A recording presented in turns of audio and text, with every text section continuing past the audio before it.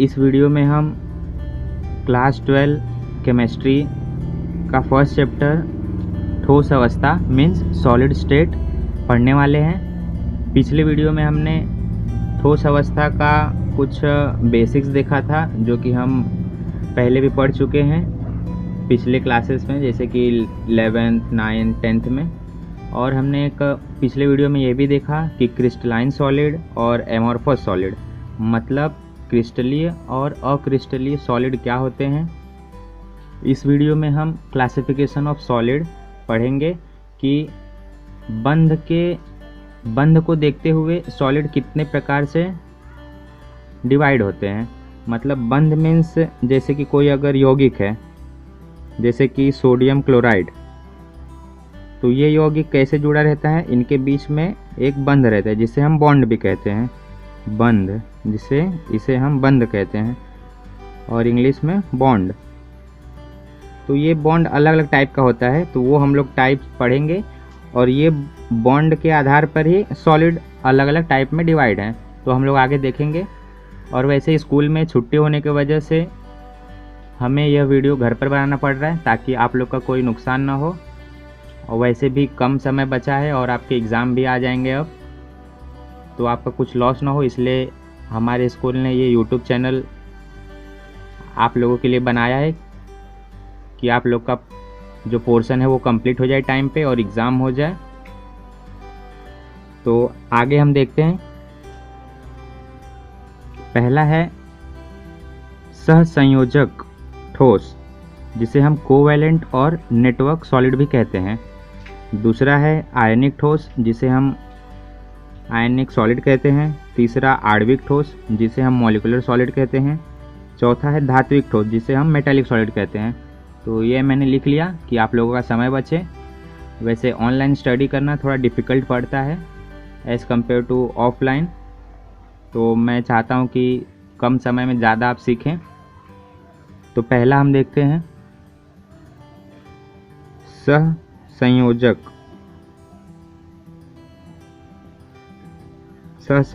ठोस, जिसे हम कोवैलेंट और नेटवर्क सॉलिड भी बोलते हैं। पहला पॉइंट देखते हैं। तो सहसंयोजक ठोस मीन्स कोवैलेंट और नेटवर्क सॉलिड में ये सॉलिड जिससे बना रहता है, सहसंयोजक ठोस जिससे बना रहता है, तो वो क्या रहते हैं, एटम। मीन्स एटम की भागीदारी से ये ठोस बनता है। दूसरा पॉइंट देखते हैं। और ये जो सॉलिड रहता है, तो ये इनके बीच में जो बंध होता है, मीन्स जो बॉन्ड होता है, वो शेयर करके बनता है। मतलब कि अगर कोई सॉलिड है सोडियम क्लोराइड, तो इसके बीच में पहला देखते हैं सहसंयोजक ठोस मीन्स कोवैलेंट सॉलिड। तो ये जो सॉलिड बनता है वो किससे बनता है, एटम से। मीन्स जो सॉलिड पूरा तैयार हुआ है तो वो उसमें एटम क्या रहते हैं, भागीदारी रहता है, एटम का भागीदारी रहती है। Means constituent particles are atom. उसके बाद ये सॉलिड में जो बंध रहता है वो शेयर करके ये लोग बनाते हैं। जैसे कि अगर हम डायमंड का स्ट्रक्चर लेते हैं, तो डायमंड कैसा बहुत सारे कार्बन से ऐसा मिलकर बना रहता है।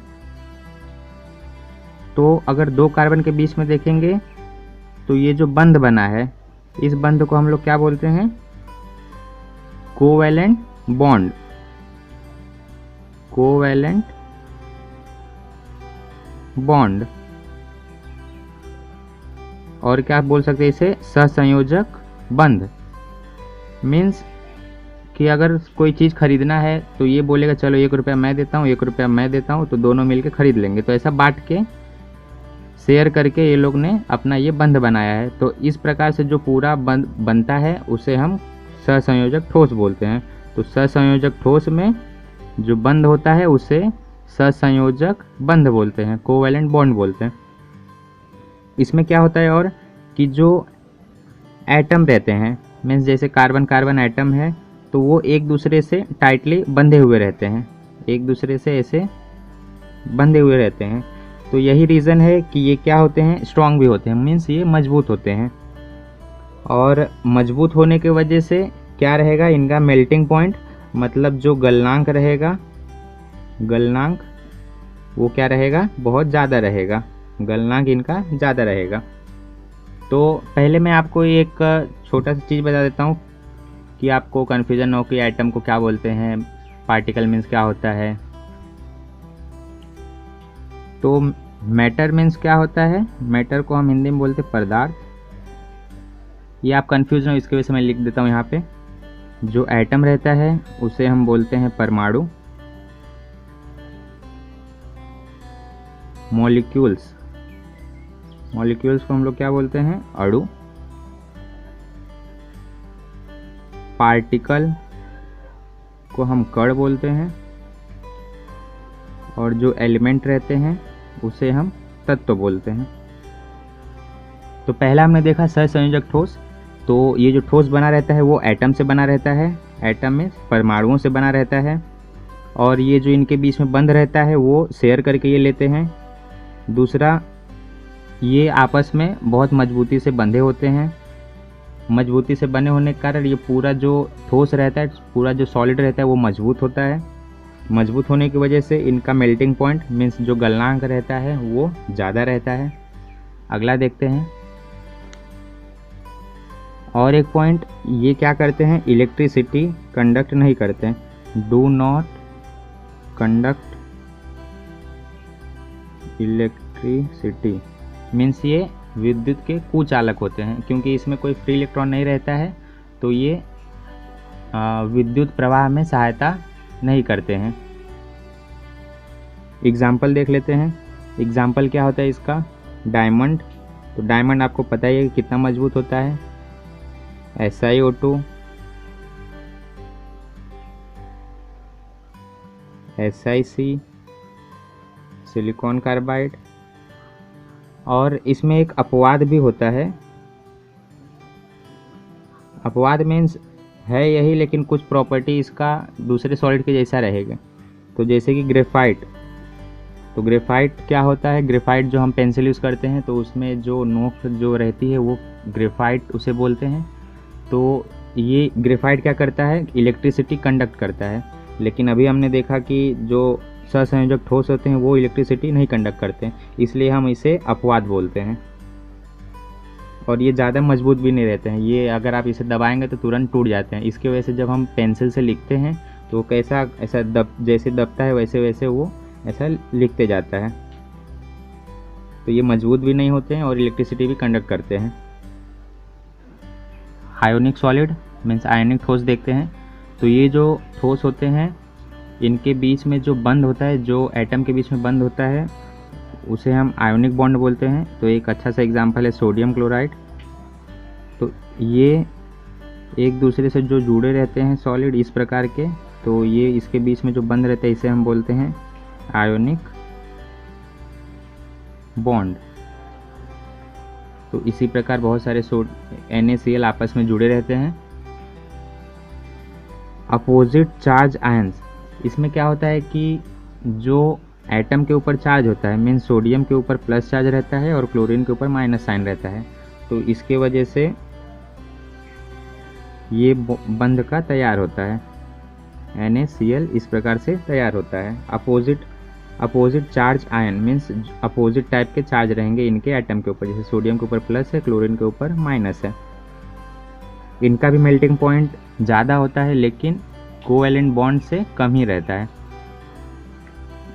और इलेक्ट्रिसिटी ये भी कंडक्ट नहीं करती हैं, ये भी कुचालक होती हैं विद्युत की।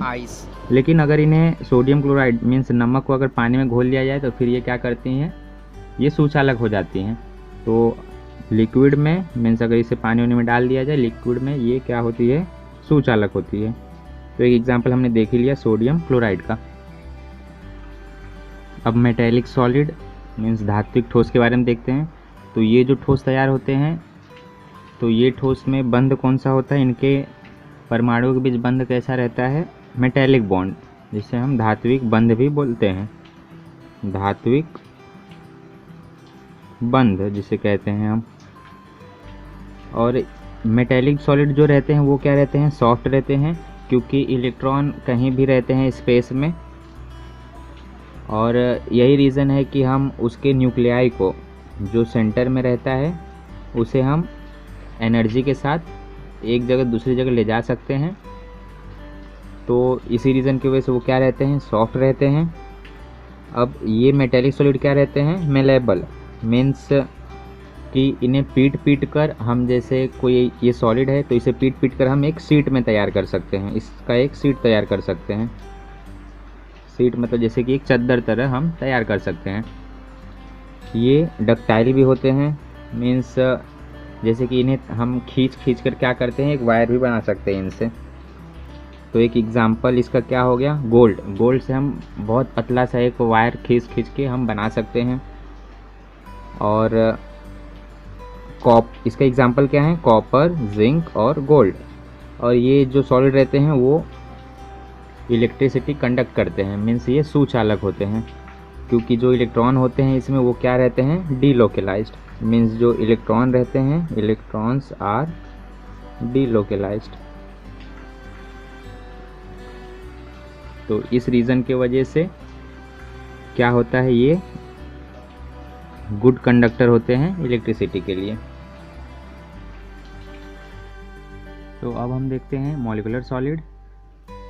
तो इनके एटम के बीच में जो बॉन्ड होता है उसमें हम क्या देखते हैं, इंटरमॉलिक्यूलर फोर्स देखते हैं। ये क्या होते हैं, बहुत ही वीक रहते हैं, मीन्स इसे आसानी से तोड़ा जा सकता है। तो इसलिए इनका मेल्टिंग पॉइंट भी क्या रहता है, मीन्स जो गलनांक रहता है वो भी क्या रहता है, कम रहता है। और इसके अंदर हम लोकलाइज्ड इलेक्ट्रॉन पाए जाते हैं, मीन्स जो इलेक्ट्रॉन रहते हैं वो फ्री नहीं रहते हैं, एक से दूसरी जगह नहीं जाते हैं। तो इसकी वजह से क्या होता है कि कोई भी फ्री इलेक्ट्रॉन नहीं रहता है विद्युत का प्रवाह करने के लिए। इसकी वजह से इसमें इलेक्ट्रिसिटी फ्लो नहीं होती है, मीन्स विद्युत का प्रवाह नहीं होता है, इसलिए हम इसे कुचालक कहते हैं। इसका एग्जाम्पल क्या हो गया, सॉलिड, आयोडीन और क्या, नेफ्थलीन। जो मॉलिक्यूलर सॉलिड रहते हैं वो फिर से 3 पार्ट में डिवाइड हैं। पहला क्या है, नॉन पोलर मॉलिक्यूलर सॉलिड, जिसे हम अध्रुवीय आणविक ठोस भी कहते हैं। अध्रुवीय मीन्स मतलब कि दो अलग अलग चार्ज नहीं रहेंगे, जैसे प्लस माइनस ऐसा नहीं रहेगा।